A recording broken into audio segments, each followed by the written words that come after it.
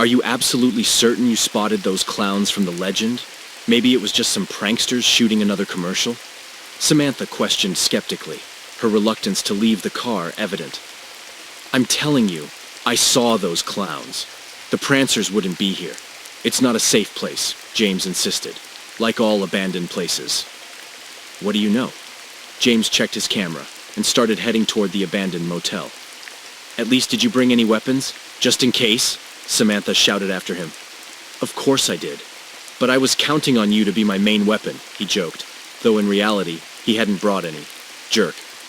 Samantha had no intention of going into that motel. She didn't have faith in urban legends, considering them nothing more than scary tales for children, especially those involving deserted places. However, Jacob's motel had an entirely different atmosphere. Samantha consoled herself with the thought that such locations always had an unsettling aura. Yet, having been to various abandoned places, she'd never felt as terrified as she did in front of this motel. A bit about this motel. It opened in the early 20th century, nearly the oldest building in the city. It never had a good reputation.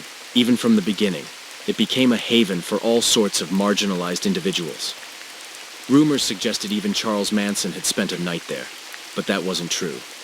In the 70s, the motel shut down for reasons unknown, becoming the source of numerous urban legends. Ghosts, various creatures, maniacs, and all sorts of other malevolence. There were countless stories. But the most popular and enduring legend was about the clowns. Nobody knew how it all began. Stories about peculiar individuals in clown costumes residing in the abandoned motel had circulated. Some claimed to have spotted them in the middle of the night, as usual, and it all started from there. It wasn't until news of the clowns in the motel spread that people began discovering dead bodies there. Homeless people, random individuals, and the curious. Some even had cameras with footage. Some of that footage made its way online, sparking endless debates about whether it was genuine or staged. Samantha was aware of all this, but she tried to avoid dwelling on such matters. She worried about James, of course, but the motel scared her more. It was as if the building itself had a life, without needing monsters or creepy clowns.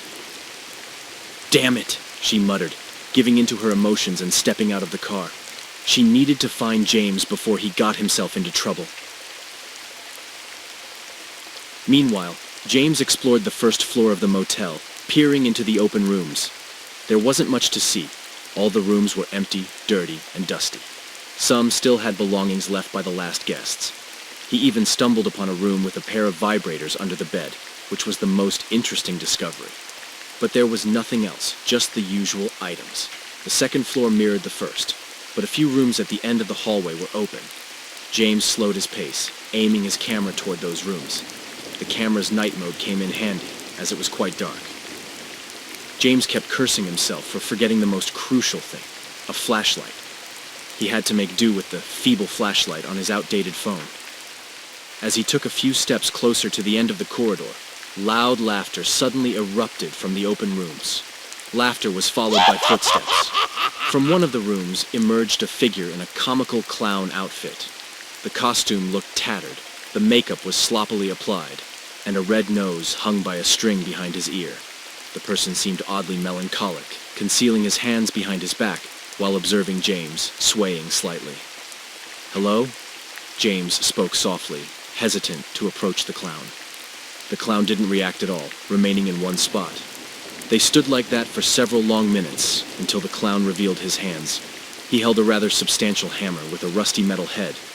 James recoiled at the sight of the menacing tool, and began backing away. The clown started moving toward him, brandishing the weapon. James swiftly turned and ran toward the exit. The camera slipped from his grasp, leaving him only with the faint light from his phone's flashlight. Before he could reach the stairs, a brick struck his head. He grabbed onto the railing, but due to the blow, he tumbled over and fell face first. One of the previously closed rooms was now occupied. A clown with vibrant makeup and a red wig emerged from his hiding place, leaped up the stairwell, retrieved the brick he'd thrown at James, and started pounding him on the head with it.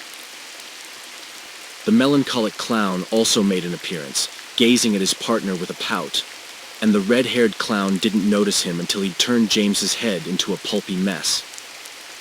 Only then did he shift his attention to his fellow clown and spread his hands. The sad clown stamped his foot in frustration and retreated to his room, muttering to himself. "James, where are you?" Samantha called out, stumbling over debris. She regretted coming here more and more. She'd been calling for her boyfriend for several minutes, but there was no response.